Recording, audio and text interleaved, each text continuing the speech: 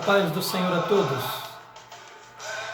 Mais uma quarta-feira para o estudo bíblico, como costumeiramente fazemos na igreja, desta vez ainda em estilo de quarentena, portanto não da forma normal. Você poderá interagir, no entanto, com a continuidade do nosso estudo. Estamos seguindo a carta de Paulo aos Efésios, o capítulo 1. Estamos olhando versículo por versículo. Na quarta-feira passada, a gente estudou, com algumas riquezas de detalhe, o versículo de número 4. Hoje, nós vamos, da mesma forma, olhar o versículo de número 5. Se você tem a Bíblia Sagrada, leia comigo. Na sequência faremos uma oração. O versículo diz assim, na versão Almeida Corrigida Fiel, diz assim: E nos predestinou para filhos de adoção por Jesus Cristo, para si mesmo, segundo o beneplácito de sua vontade. Nos predestinou para filhos de adoção por Jesus Cristo, para si mesmo, segundo o beneplácito de sua vontade. O tema é Verdades Profundas e Doutrinárias na Carta aos Efésios, parte 3. Um momento de oração e daremos sequência no estudo. Senhor nosso Deus, em nome de Jesus, abrimos o nosso coração diante do Teu altar com o objetivo de buscar a ajuda tão necessária do Espírito Santo e que não nos tem faltado neste tempo. A Tua promessa nos alcançou e por isto mesmo nós agradecemos e entendemos que Tua graça, Senhor, é a razão da nossa salvação. E neste momento, Senhor, em nome de Jesus Cristo, buscamos essa ajuda do Espírito Santo. Amém e amém. Da mesma forma que fizemos a semana passada, esta semana separando de forma adequada cada parte deste versículo. Tá? Nós entendemos na semana passada palavras importantes, e uma das palavras que nós vimos por último ali foi a palavra elegeu. Né? Nós estudamos ali com mais riqueza de detalhes, que se destacou ali a palavra eleição. Falamos sobre eleição e falamos sobre quando aconteceu essa eleição. Que vem aqui em primeiro lugar hoje é nos predestinou.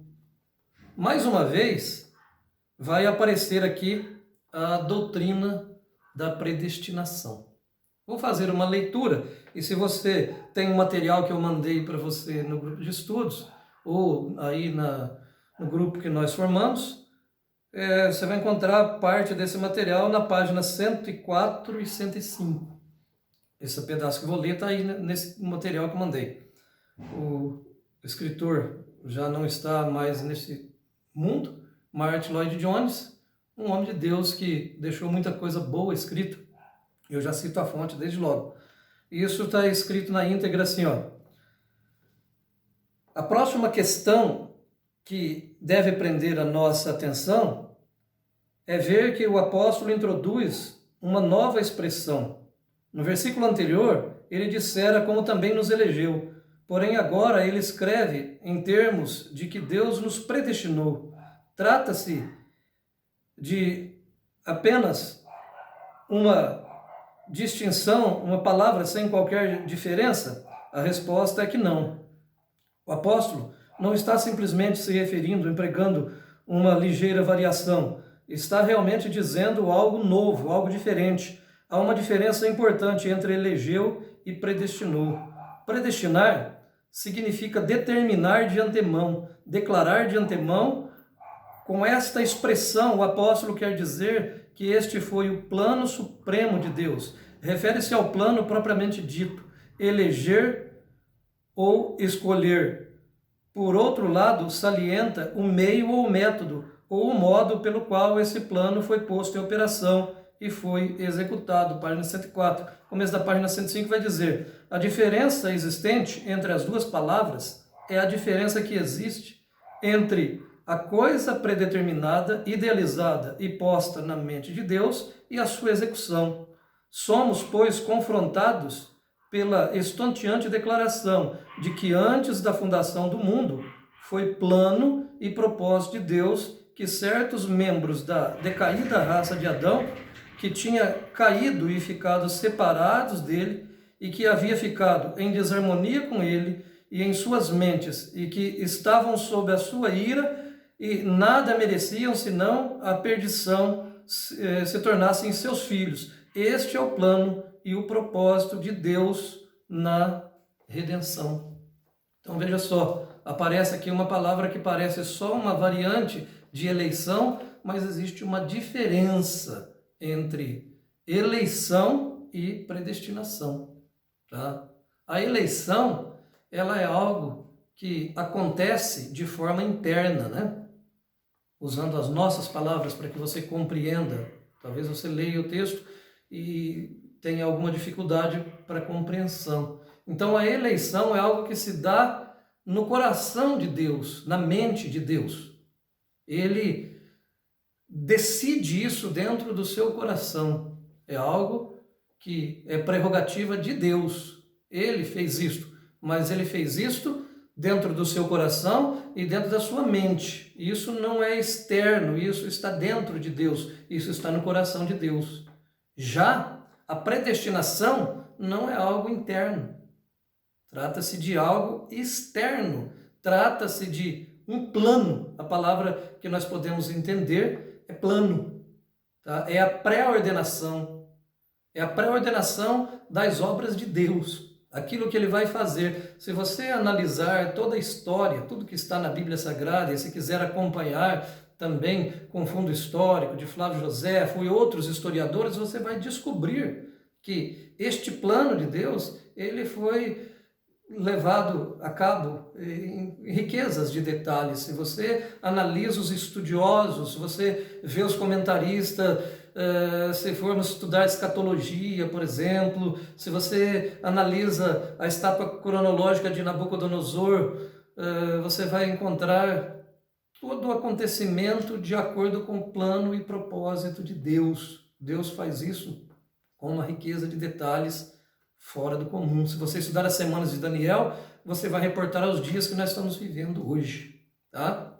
Então, essa predestinação, predestinou, significa pré-ordenação das obras de Deus. Quando Jesus esteve aqui na Terra, você vai encontrar várias vezes a seguinte afirmação: para que se cumprisse o que foi dito pelo profeta. Cada ato, me parece que cada passo de Jesus cumpria uma profecia. Significa que o plano de Deus, ele existia com riqueza de detalhes. Por exemplo, quando do batismo de Jesus, ele se coloca diante de João Batista, e João Batista diz para ele assim: eu é que preciso ser batizado por ti, vens tu a mim? Então ele diz: deixa por agora, convém-nos cumprir toda a justiça. É mais ou menos o seguinte: faz parte do plano, vamos fazer do jeito de Deus, vamos cumprir o propósito de Deus. Tudo que ele fazia, ele deixou isso claro. As palavras que eu digo, não digo de mim mesmo.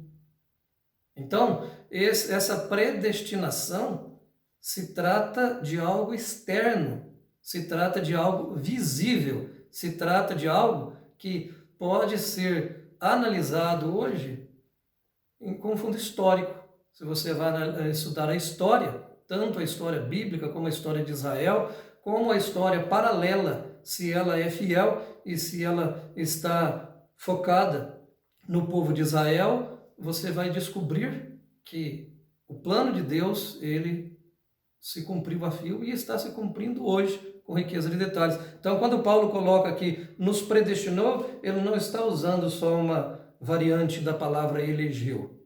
Está dizendo que ele escolheu, e não só escolheu, ele elaborou um plano, ele traçou metas, e cada uma dessas metas foram cumpridas, e algumas estão sendo cumpridas exatamente agora. Quero crer, inclusive, que participar desse estudo seja parte integrante deste plano de Deus que envolve a predestinação. Entende isso? Então, a primeira coisa, a primeira palavra que destaca, separando por termos que precisa de atenção, predestinou. A segunda atenção importante aqui é para filhos de adoção. Então, ele nos predestinou para filhos de adoção. Vou fazer a leitura novamente e depois fazer o comentário, como fiz até agora. Termo jurídico empregado do direito ou emprestado do direito romano e utilizado unicamente por Paulo, que era cidadão romano. Não é destaque da natureza do cristão, pois quanto à natureza, o cristão tem a sua natureza mudada pela adoção, mas pela regeneração, não pela adoção, mas pela regeneração. Aqui, o que se pretende destacar é a posição do verdadeiro cristão. Algumas religiões, filosofias, defendem a ideia de que todos somos filhos de Deus. No entanto, isso não é o que a Bíblia ensina. Agora que estou dizendo aqui já não é mais do livro. Então veja só. Agora, falar a respeito de para filhos de adoção. Primeiro, entender que o que está sendo destacado aqui não é a natureza. Quando ele usa a palavra filhos de adoção, ele não está querendo falar da natureza que assume o verdadeiro cristão. Não. Essa natureza, ela encontra um material mais adequado no assunto, no tema regeneração, através do novo nascimento. Se estivéssemos estudando regeneração, novo nascimento, então falaríamos a respeito de natureza, da natureza do Filho de Deus. Mas aqui ele está falando muito mais de posição. E isso é importante. Por que isso é importante? Porque as religiões e as filosofias, elas têm essa ideia, né? Nos dias de hoje ainda assim. Já naquele tempo, mas nos dias de hoje ainda é assim. Tem gente que pensa assim, todo mundo é filho de Deus. Todo mundo. Tem canções falando a respeito disto, que nós somos filhos de Eva e que todos somos irmãos, você queira ou não queira, tem que ser meu irmão e coisas semelhantes. Não é bem assim. Não é bem assim. Veja só, vou ler alguns versículos da Bíblia Sagrada que corroboram esta afirmação. Se você lê em 1 João, capítulo 3, versículo 1 e 2, diz assim, ó, vede, quão grande amor nos tem concedido o Pai, que fôssemos chamados filhos de Deus. Por isso o mundo não nos conhece, porque não conhece a Ele. Amados, agora somos filhos de Deus e ainda não é manifestado o que havemos de ser. Mas sabemos que quando Ele se manifestar, seremos semelhante a Ele, porque assim como é, o veremos. Então veja só, fala do amor, da excelência do amor de Deus, que permitiu que nós fôssemos feitos filhos de Deus, mas está dizendo que por isso o mundo nos aborrece. Então nem todos são filhos de Deus. Olha só, João 1 ao 3 diz assim, ó, veio para o que era seu, os seus não receberam, mas a todos quanto receberam, deu-lhes o poder de serem feitos filhos de Deus, aos que creem no seu nome, os quais não nasceram do sangue, nem da vontade da carne, nem da vontade do homem, mas de Deus. Percebe? Então, todos são filhos de Deus? Não, ele veio para o que era seu, veio para Israel. Todos os israelitas, então, são filhos de Deus? Não. Por quê? Porque nem todo israelita recebeu a Jesus. Mas todos quanto receberam, seja israelita ou seja gentil, deu-lhes o poder de serem feitos filhos de Deus, a saber, a todos quanto creem no seu nome. Então, quando ele fala que para filhos de adoção, ele fala primeiro de uma posição e depois ele fala de uma separação. Por quê? Porque nem todos são filhos de Deus. Posição de filho de Deus é só para aquele que crê em Jesus Cristo. Romanos 8,15. Porque não recebeste o espírito de escravidão para outra vez estardes em temor, mas recebeste o espírito de adoção de filhos, pelo qual clamamos, Abba, Pai. Então só quem recebeu o espírito de adoção, além de você receber a salvação, você receber essa posição de ser filho de Deus, você ainda recebe o espírito de filho. Ou seja, assim como Jesus reconhece Deus por Pai, é lógico que vamos falar disso com mais detalhes em outro tópico, mas essa paternidade, ela só existe para quem recebeu Jesus. E é pelo Espírito que nós clamamos que Deus é o nosso Pai. Gálatas capítulo 3, versículo 25 e 26. Agora, porém, tendo chegado à fé, já não estamos mais sob o controle do tutor. Todos vocês são filhos de Deus mediante a fé e a fé em Jesus Cristo. Então veja só. Então não é uma questão interna.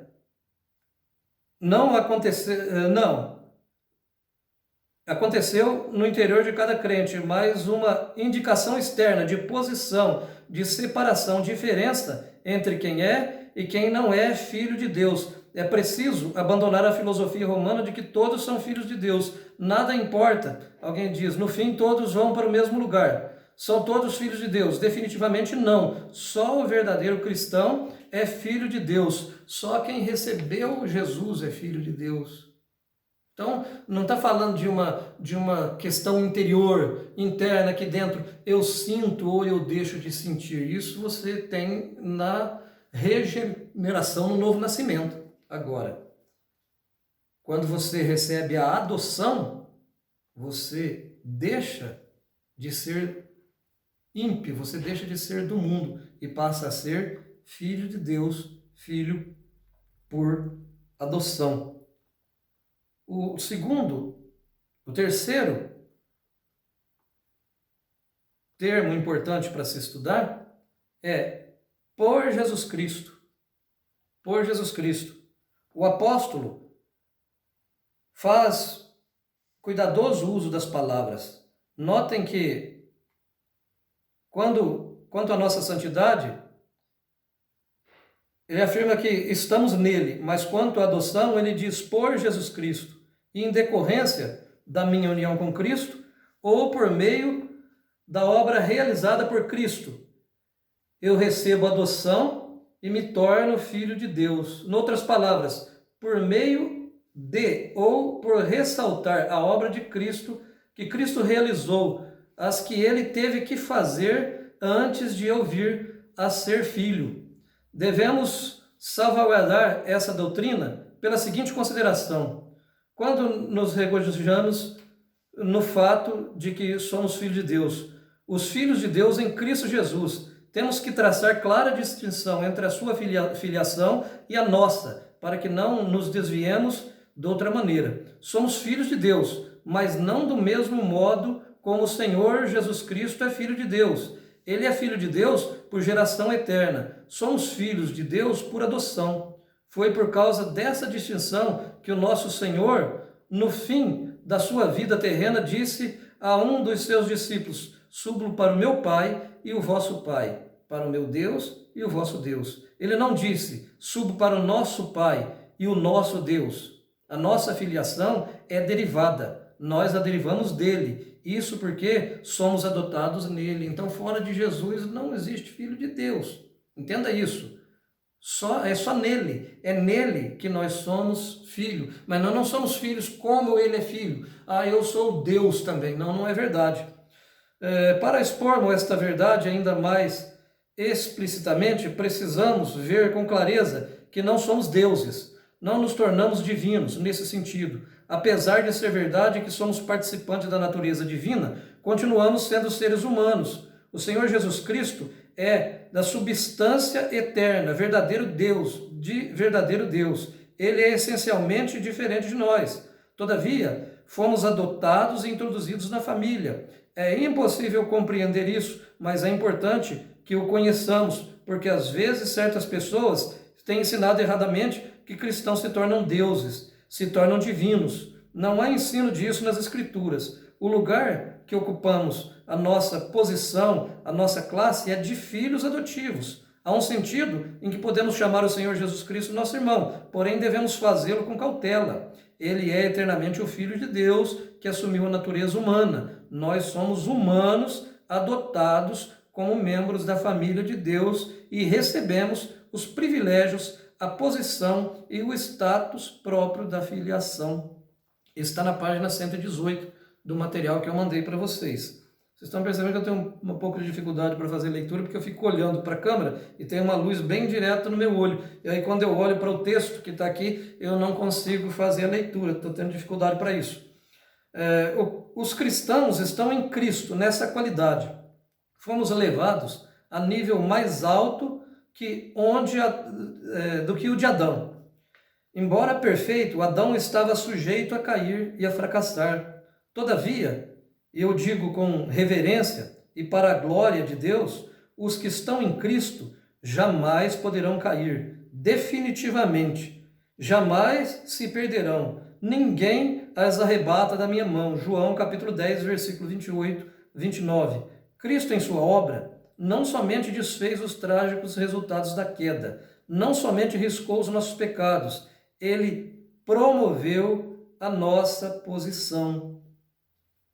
A posição de um verdadeiro cristão é elevada acima da posição em que estava Adão antes da queda. Essa é a exposição da verdade concernente a nós. Em Cristo, não somente as bênçãos que Adão perdeu são restabelecidas para nós, mas nos são dadas muito mais nesta nova relação com Deus que usufruímos em Cristo. Ocupamos uma posição mais elevada que a de Adão. Então, percebam que em Cristo existe um privilégio especial. Nós somos feitos filho. Nós recebemos uma posição diferente da posição, por exemplo, de Adão. Então, veja só, Adão, apesar de ser perfeito, ele poderia cair. Só que, uma vez adotados em Cristo, desta posição não se pode cair. Nós nos tornaremos, em um certo aspecto, semelhante a ele. É como pensar, se fosse possível que Jesus caísse, então também seria possível que nós caíssemos. Nós fomos elevados à posição de filhos de Deus. Esse foi o plano original de Deus. Aí depois ele disse, para si mesmo. O Velho Testamento é um relato de como Deus começou a criação. Primeiramente, ele separou para si um povo, os hebreus, mais tarde conhecido como judeus. Na história deles, vemos o início do seu propósito de redenção. Do burburinho da humanidade, Deus formou um povo para si. Então isso iniciou desde Abraão, Deus formando para si um povo. Então vários versículos da Bíblia Sagrada que eu vou fazer leitura aqui de forma consecutiva. Êxodo 19, 5 diz assim, agora, se me obedecerem fielmente e guardarem a minha aliança, vocês serão o meu tesouro pessoal dentre todas as nações, embora toda a terra seja minha. Ele está dizendo, você é um povo diferente para mim, um povo especial. Vocês serão para mim, Êxodo 19, 6, um reino de sacerdotes e uma nação santa. Essas são as palavras que você dirá aos israelitas. Salmos 135, 4, porque o Senhor escolheu a Jacó, a Israel, como seu tesouro pessoal. Agora, Tito, capítulo 2, versículo 14, vai dizer, ele se entregou por nós, a fim de nos remir de toda maldade e purificar para si mesmo um povo particular seu, dedicado à prática de boas obras. Tito ainda 2, Gálatas, aliás, capítulo 1, versículo 4, eu copiei 2 vezes, diz assim, que se entregou a si mesmo por nossos pecados, a fim de nos resgatar desta presente era perversa, segundo a vontade de nosso Deus e Pai. Então, entregou a si mesmo para resgatar para si. É Deus fazendo, é Ele fazendo a obra para si. 1 Pedro 2,9 diz assim: vocês, porém, são geração eleita, sacerdócio real, nação santa, povo exclusivo de Deus, para anunciar as grandezas daquele que os chamou das trevas para a sua maravilhosa luz. Então veja só, isso agora na nova aliança, Deus fazendo para si um povo particular. Apocalipse 5:10 diz assim: tu os constituíste reino e sacerdote para o nosso Deus, e eles reinarão sobre a terra. Então, para si mesmo, é uma obra que Deus faz escolhendo esse povo, e fazemos parte deste povo, e fazendo um plano, traçando um plano chamado de predestinação, que faz com que em Jesus Cristo a gente seja filho de Deus, se torne filho de Deus. É esse o principal assunto. E por último, mas não menos importante, eu acredito que até exigindo um pouco mais de atenção, diz assim, ó, segundo o beneplácito da sua vontade. Isso encerra o versículo. E nós já estamos indo para o último ponto do nosso estudo. Segundo o beneplácito de sua vontade. Vou fazer uma leitura e fazer comentário. Deus fez por nós tudo o que estivemos considerando e tudo o que o apóstolo passa a dizer-nos, segundo o beneplácito da sua vontade. Ele não foi movido a fazer isso por algo existente em nós. É tudo inteiramente dele próprio. A salvação não é segundo o desejo ou pedido do homem. A salvação não é uma resposta de Deus a algo existente no homem. É inteiramente de Deus. Ele foi movido por sua graça, misericórdia e compaixão. O apóstolo estivera dando ênfase a esta verdade, e agora ele passa a dar-nos a razão pela qual Deus agiu desta maneira. Aqui temos o grande motivo que está por trás da redenção, o propósito supremo na mente e na sabedoria de Deus, que leva a todas as bênçãos resultantes deste grande propósito de salvação. Um motivo supremo é para louvor e glória da sua graça. É tudo para a glória de Deus. Se você ler o versículo 9, vai dizer assim, ó, descobrindo-nos o mistério da sua vontade, segundo o beneplácito que propusera em si mesmo. Então aqui veja só, por que Deus me escolheu? Por que Deus escolheu você? E por que Deus traçou esse plano, que a Jubraque cantou na igreja, Jesus, plano perfeito? Por quê?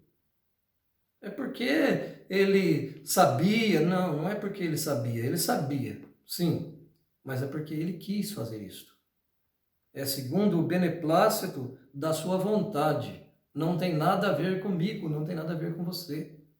Ele disse isto quando começou a escolha deste povo lá em Israel, quando ele chama Abraão, e depois mais tarde, você conhece a história, não vou entrar em detalhe, José lá no Egito, o povo escravo no Egito, e Deus manda Moisés retirar o povo do Egito, e depois, quando Deus começa a tratar com aquele povo, ele faz questão de dizer, eu não escolhi vocês porque fosse uma nação maior do que as outras nações. Eu não escolhi vocês por alguma coisa que tivessem feito, porque eu vos amava.